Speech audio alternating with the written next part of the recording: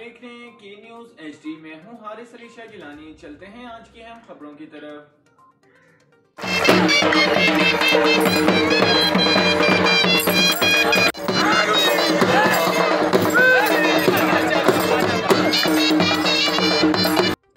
रुक करेंगे चीचावतनी का, जहां से रिपोर्ट कर रहे हैं हमारे नुमाइंदे समीउल्ला।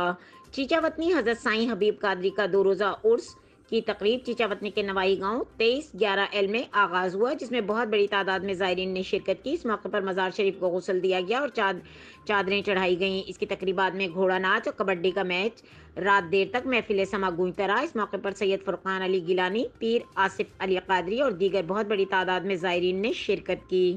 मजीद खबरों और अपडेट्स के लिए हमारे साथ रहिएगा। तब तक के लिए अपना ख्याल रखिएगा। अल्लाह हाफिज।